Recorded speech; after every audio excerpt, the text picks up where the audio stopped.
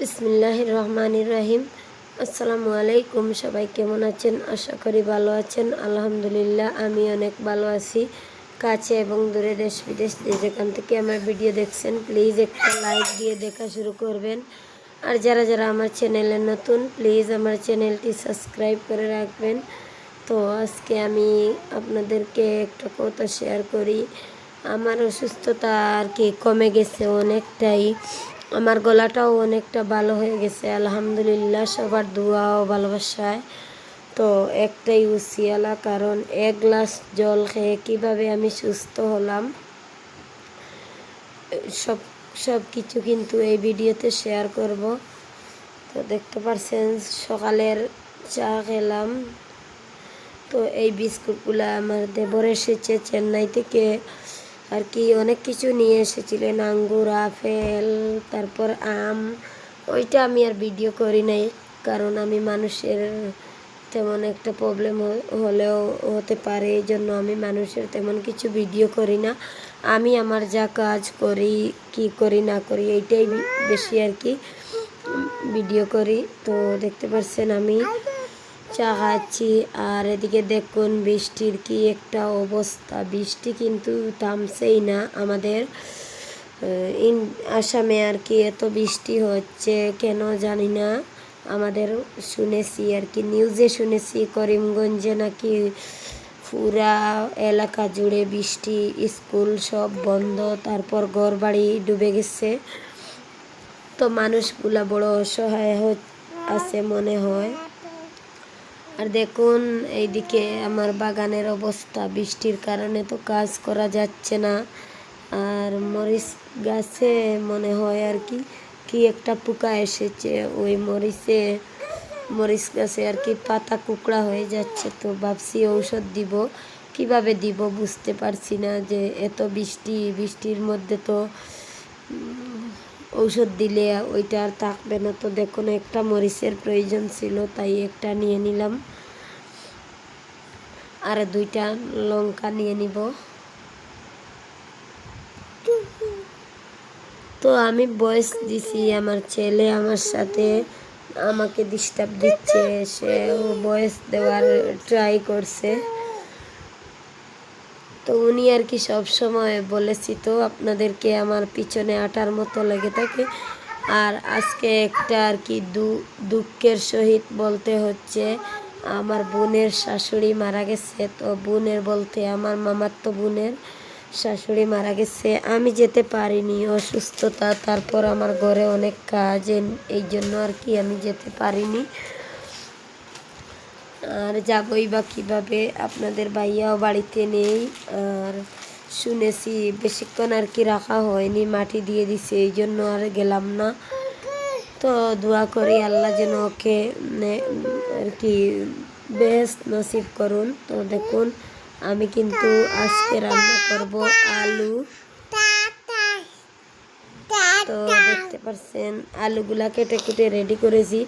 আমি আপনাদেরকে আবার বলছি, অনেক ভিডিওতেও বলছি যে আমার সবকটা ভিডিও করা আর কি আমার পক্ষে সম্ভব হয় না, কারণ বাবু আমাকে অনেক ডিস্টার্ব দেয়, অনেক জ্বালায়। এই জন্য টুকটাক কিছু আর কি ভিডিও করি, আপনাদের সাথে শেয়ার করি যা কিছু পারি। আর এদিকে দেখুন আমাদের সনবিলের টাটকা মাছগুলা আমার শ্বশুর নিয়ে এসেছিলেন, তো আমাদেরকে কয়েকটা দেওয়া হয়েছে। ওই চ্যাং মাছটা অনেক বড় আর কি, আপনাদেরকে দূরে থেকে একটু ছোটো বোঝা যাচ্ছে। ওই মাছগুলো আর কি অনেক বড়, কিন্তু জানি না দূরে থেকে আর কি ছোটো দেখায়। আজকে আমি রান্না করব আলু দিয়ে মাছ। তো টুকটাক আর কি ভিডিও করি, কখনো কখনো ভিডিও করতে গেলে মোবাইল যদি হাতে রাখি, ছেলে এসে মোবাইল নিয়ে নেয়, কখনো কখনো মোবাইল যদি কিছুতে রেখে দেয় সে ফেলে দেয়, এই জন্য আর কি আমি সব সময় ভিডিও করতে পারি না, দুঃখিত। রেসিপি দিলেও সুন্দরভাবে দিতে পারি না।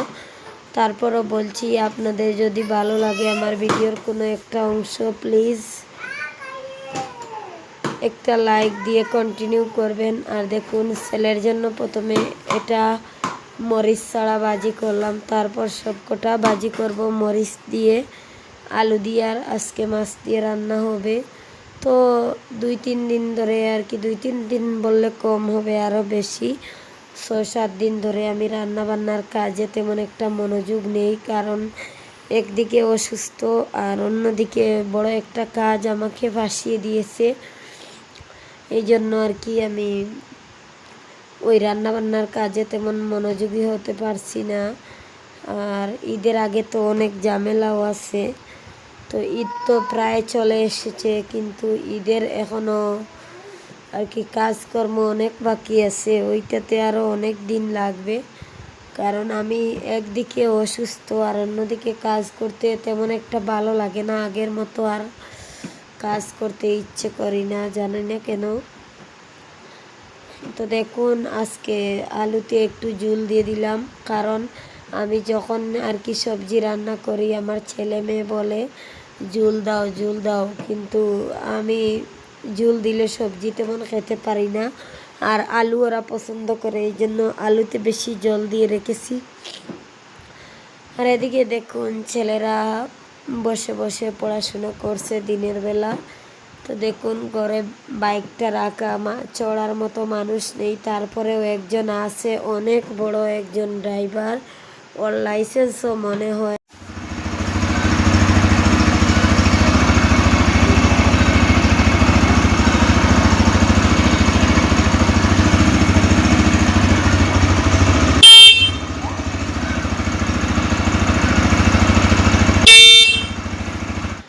তো দেখুন এত বড় একজন চালক থাকতে আমার ঘরে বাইক রাখা, উনি মনে হচ্ছে আর কি যদি একটু বড় হতো তাহলে বাইকটা বাতাসে উড়াতো।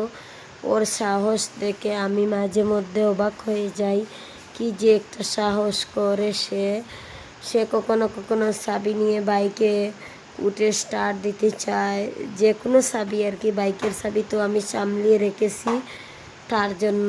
আর দেখুন এদিকে আমরা আমের ভর্তা বানাবো, তো আমার দেবর এসেছেন, দেবর বলছে আমাকে ভাবি একটু ভর্তা বানিয়ে দাও, তো দেবরকে খাওয়ানোর জন্য আমি নিজে কিন্তু আজকে প্রথমেই ভর্তা করলাম শুধু দেবরের জন্য আর কি।